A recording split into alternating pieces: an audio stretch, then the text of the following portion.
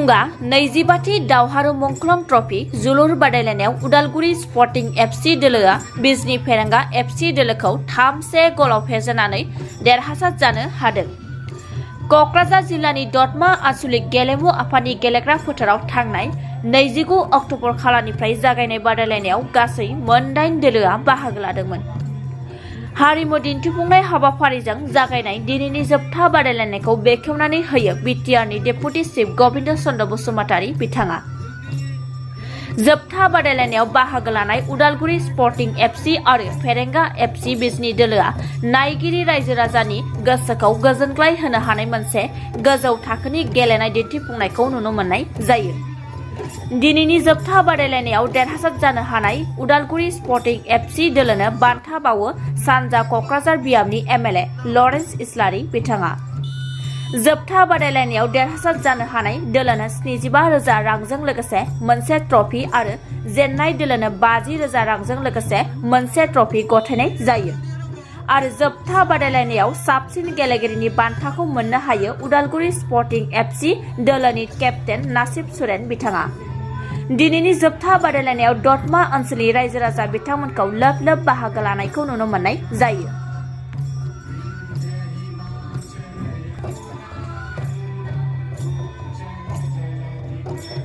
बर'लेण्ड ओनसोला फुटबलनि मावगोन फुटबल प्लेयारफोरनि मोनसे हासार गोनां जायगा फुटबल हाब आरो बर'फोरखौ स्पेशली इनबर्न फुटबल प्लेयार होननानै गनायना लानाय जायो। साफ्रोमबो बर'आनो फुटबल गेलेनो बे एक्सपार्ट जानाय जायो आलादा बाथ्रा, खिन्थु बाय नेचार बर'फ्रा फुटबल गेलेयो, गेलेनो रोङो। दा बेबायदि हिसाबै जाति हिसाबै ओनसोलनि सुबुंफ्रा फुटबल गेलेग्राबाबो जों बिथांमोनखौ खोब मोजां स्कप होनो हायैखाय जों नेशनेल लेभेल बा इन्टारनेशनेल लेभेलनि फुटबल प्लेयार जानो हायाखै। आरो बेनिखायनो दिनै बिटिआर सरकारा बिटिआर ओनसोलाव थानाय फुटबल इन्टारेस्टेड सुबुंफोरखौ बर'आनो जा गुबुन हारियानो जा बिथांमोनखौ मोनसे गोजौ लेभेलाव लाबोनायनि मोनसे नोजोर खालामनाय जादों। आरो बेनिखायनो जों गामि गामि ओनसोलावबो फुटबल बादायलायनाय खुंदों आरो लोगोसे जोंहा दाब दाब जायगायाव मुंख्लंफोरनि मुङै दिनै बेवहाय दावहारि मुंख्लंफोरनि ट्रफि थाबाय। गसाइगाव जे बोहैथिनि नामै फुटबल गेलेनाय एबार होनाय जायाखै। बिनिफ्राय बेंटलाव जाब्रांनि मुङै बिदि खेला जाबाय आरो गुबुन गुबुन जिल्लाफ्राव बिदि मुंख्लंफोरनि मुङै बिदि फुटबल खेला होनाय जादों। आरो बेखौ होनायनि थांखियानो जाबाय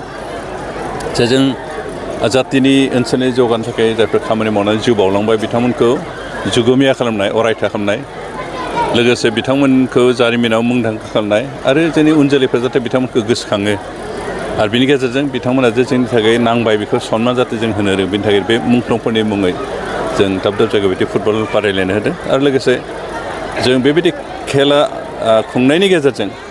जोंनि ओनसोलाव थानाय फुटबल प्लेयारफोरखौ थुलुंगा होनाय आरो उन्दै उन्दै जोंनि फुटबल प्लेयारफोरखौ आइजोफ्रानो जा बा हौवासाफ्रानो जा बिथांमोननि सिङाव थानाय जितु फुटबल टेलेन्ट बेखौ नागिरनानै दिहुननानै जाहाथे गोजौ थाखोआव लांनो हानाय बेबायदि स्कप होनो होननानै बे फुटबल बादायलायनायफोरखौ जों खुंनाय जादों। आरो दिनै दतमायाव 25थि दावहारु मुंख्लं जे फुटबल ट्रफि बिनि जोबथा खेला जादों। आरो बेयो दासिमहालागै बे खेला 25 बोसोर सोलिबाय आरो बे 25 बोसोराव जिखिनि दायित्व लानो खुंबाय जा दुलाराय बर' फरायसा आफाद दतमा आन्चलिक कमिटि आरो बिनि लकेल जि खुंथाय कमिटि बिथांमोना गुबुन गुबुन बोसोराव जेरै खुंदों एबारबो खुंदों, बेनिखायनो आं बिथांमोनखौ साबायखर होदों। आरो जों बेबायदि दाब दाब जायगायाव जाहाथे फुटबल खेला बादायलायनाय खुंनायनि गेजेरजों जोंनि ओनसोलाव थानाय सेंग्रा सिख्लाफोरखौ फुटबलनि बेलायाव मोजाङै गोसो होना जाहाथे गेलेनो रोङो बेखौनो थुलुंगा जों होदों।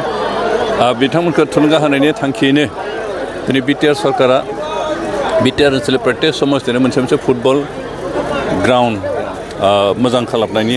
थांखि लादों। इतिमধ্যে जों 6टासो समस्तियाव थांनाय बोसोरावनो फान्ड हरबाय आरो एबार बाखिखिनियाव हरगोन। बिनि अनगायैबो जों थांनाय बोसोर बे इन्टार सिक्सटिकेल काउन्सिलफोरनि गेजेराव ISPL होननाय मोनसे कम्पिटिसन फाथिदोंमोन। आरो बिनि अनगायैबो जों थांनाय बाराव सन्तोष ट्रफिनि मोनसे खेला जोंनि बिटिआर ओनसोलाव लाबोदोंमोन। आरो एबारबो जों दुरान कापनि प्रतियोगिता बेखौ लाबोदों आरो बेफोर गासैबो थांखियानो जाबाय जोंनि ओनसोलाव थानाय सेंग्रा सिख्लाफोरखौ फुटबलनि बागै जों थुलुंगा होनाय इन्सपाइरेसन होनाय एनकारेजमेन्ट होनाय जाहाथे बिथांमोना फुटबलखौनो गोसो होनानै गेलेनाय बिथिङाव दावगालाङो आरो साफा नेसनेल प्लेयार बा इन्टारनेसनेल प्लेयार जानो हायो बिनि मोनसे स्कप होनाय आरो बे थांखिजों जों गेलेदों। जों लानाय जाथ'वाखै खिन्थु लानायनि प्रयजनखौ जों सानो मानोना खनसेल' गेलेहोना बाखि द्रप खालामना दोनोबा बे जोंनि थाखाय एसे गाज्रि नुगोन बेनिखायनो जों सावरायलायगोन आरो मा खालामनाय जायो ओरैनो जों थांनाय बाराव आसा खालामदोंमोन जे एबार जों बर'लेण्डआ खुंबाय नेक्स्ट बोसोराव हयथ' गुबुन काउन्सिलाव खुंगोन खोमा बिदि होनना साननानै दोननाय जादोंमोन खिन्थु दासिमहालागै गुबुन काउन्सिलनिफ्राय बेबायदि खुंनो दायित्व लानाय बाथ्रा सफैयाखै आरो बेनिखायनो थाङै थुङै हयथ' बिटिआरआनो बेखौ खुंहैनो गोनां जानो हागौ खिन्थु बेखौ जों दासिमहालागै सावरायलायाखै सावरायनानै जों निसय डिसिसन मोनसे लागोन आरो सार मोनसे कुइसन आथिखालाव फुटबलनि अनगायैबो आसाम सरकारा खेल महारननि गेजेरजों गामि सिं ओनसोलफोराव बिसिडिसि लेभेलाव बे खेल महारन खुंनायनि गेजेरजों उन्दै गथ'साफोरखौ जे गेलेनायनि बिथिङाव रोंगौथिखौ बाहाय बरनबोनो नाजादों बे समाव बिटिआर सरकारनिफ्राय माबायदि बिबुंथि होनो सानो आरो बेखौ मा फोरमायसानो बे खेल महारननि सायाव सार? खेल महारना आसाम सरकारनिल' नङा बे दुलाराय भारत सरकारनिनो मोनसे इन्सट्राक्सन बे इन्सट्राक्सन मथे खेल महारन लोगोसे सांस्कृतिक महारनबो जागोन दा गेलेनाय जाबाय थादों बिसिडिसि लेभेलनिफ्राय थारमाने पन्सायत लेभेलनिफ्राय जाजेनदों पन्सायतनिफ्राय ब्लक लेभेलाव बेनिफ्राय समष्टि लेभेलाव बे मा बुंगोन बिधान सभानि समष्टि लेभेलाव जागोन बेनिफ्राय जिल्ला पर्याय जागोन बेनिफ्राय स्टेट लेभेलाव जागोन बेनिफ्राय नेसनेल लेभेलाव जाहैगोन बेयाव गोबां खेला दं फुटबलल' नङा फुटबलनि अनगायैबो काबादि थाबाय ख'ख' थाबाय भलिबल थाबाय बेफोरबायदि खेला भलिबल दं बेफोरनि गेजेरजों जों गामि ओनसोलाव थाखानाय फुटबल टेलेन्ट बा स्पर्ट्स टेलेन्ट फुटबलल' नङा एनि स्पर्ट्स बे स्पर्ट्स टेलेन्टखौ नागिरनाय दिहुननायनि गेजेरजों जों बे गामि ओनसोलनि प्लेयारफोरखौ जों नेसनेल लेभेलहालागै बा इन्टारनेसनेल लेभेलहालागै लांनो हायो नामा बेबायदि मोनसे नोजोरजों बे खेलाखौ गायसननाय जादों आरो जों रेसपन्सखौ खोब मोजांखौनो मोन्दों खारन गामि ओनसोलनिफ्राय गोबां प्लेयारफोर ओंखारबोदों उन्दै गथ'फोर आइजोफोरबो बेनिखायनो जों आसा खालामदों बेनिफ्राय मोजां प्लेयार जों दिहुननो हागोन आरो जुदि नेसनेल लेभेलहाय गेलेनाय सेलेक्ट जायोबा बिथांमोनखौ कचिं टचिंनि बेबस्था सरकारनिफ्राय होनाय जागोन बेनिखायनो बे जोंनि थाखाय मोजां जादों दिनै जों बिटिआर सरकार बिनि थाखाय खरस खालामनो हायाखै खिन्थु बेखौ स्टेट गभर्नमेन्टनिफ्राय खरस खालामदों आरो बे एज पार द इन्सट्राक्सन अफ द सेन्ट्रेल गभर्नमेन्ट बे माबाया जादों बेनिखायनो आसा खालामदों बेयो जोंनि थाखाय मोजां जागोन जोंनि गामि ओनसोलाव थानाय मोजां प्लेयारफ्रा हयथ' सरकारनि नोजोराव रायजो राजानि नोजोराव गोग्लैयाखैमोनब्ला नैबे गामि ओनसोलाव खुंनायनि गेजेरजों नोजोराव गोग्लैगोन आरो बिथांमोना गोजौ थाखोआव थांनायनि मोनसे स्कप मोनगोन। थेंक इउ सार। आं दावहारु मुंख्लं ट्रफि कमिटिनि आफादगिरि जानानै दिनैनि गेमखौ खोब गोजोननाय मोन्दों। जों लुबैनाय बादि गासिबो हांख्रायनाय आलासिफ्राबो सौफैजोबदों रायजो राजाफ्राबो गोबां जादों बेनि थाखाय आङो आलासि आरो रायजो राजा खेलाखौ मोजां मोनग्रा रायजो राजा आरो जोंनि कमिटिनि साफ्रोमबो वार्कारफोरखौ आङो गोसो गोरबोनि साबायखर जासिग्रोबाय। दा दिनै फाइनाल गेम हिसाबै गाज्रि जायाखै खोब मोजाङानो जादों आं बेखौ दिनै जोबथा गेलेनायाव सोर हानजानि गेजेराव जानानै थांखो? दिनैनि जोबथा खेलाया जोंना जानानै थांबाय जे फेरेंगा क्लाब बिजिनि आरो बिनि हेंथा गेलेदोंमोन जोंहा अदालगुरि स्पर्टिं क्लाब अदालगुरि। दा बे गेलेनायनि जोबथा रिजाल्ट हिसाबै अदालगुरि 3 आरो बिजिनि 1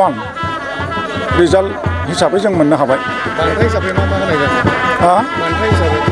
बान्था हिसाबै जोङो जोंहा मोनसे थिखानाय जोंहा मोनसे डिसिसन दंखायो आगोलनिफ्राय जे जों चेम्पियनशिपनो जोङो ट्रफिजों लोगोसे 75 रां जों 75,000 रां जों हरफायो आरो रानार्स आपनि थाखाय जोंहा 50,000 उइथ ट्रफि आरो बेस्ट प्लेयारनो जोङो ट्रफिजों लोगोसे 5,000 रां जों हरो आरो लोगोसे दैलि हेर अफ दि मेचनि थाखाय दैलि जों सानफ्रोमबो 1,000 करि 1,000 करि जों होबोबाय थादों। दिनैनि खोब गोजोनथाव बाथ्रा जों जाय गाहाय आलासिखौ गोबाव समनिफ्रायनो जोङो आसा खालामनानै दंमोन बिथाङा जोंनि ओनसोलाव फैफेराखै बिथाङानो जाहैबाय बिटिआर एकर्डनि सिगनेटरि मोनसे समनि NDFBनि सासे गोख्रों दैदेनगिरि दानि बिटिआरनि डेपुटि चिफ श्रीजुत गबिन्द चन्द्र बसुमतारी सार बे चिफ गेस्ट आरो माननि आलासि हिसाबै जोंहा दिनै बेवहाय आफानि एक्स प्रेसिडेन्ट हेमेन्द्रनाथ ब्रह्म जोंनि इस्ट क'क्राझारनि मानगोनां एमएलए श्रीजुत लरेन्स इस्लारि सार बिसोर नुजाफैनो हादों आरो केडिएससिनि